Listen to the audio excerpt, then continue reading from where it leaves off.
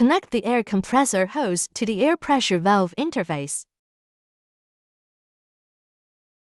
After connecting the air, the pressure gauge will display the pressure. Pull up the valve switch to adjust.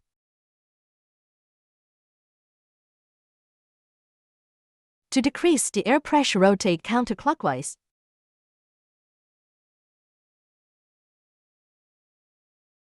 To increase the air pressure, rotate clockwise. Adjust the air pressure to about 0.6 MPa.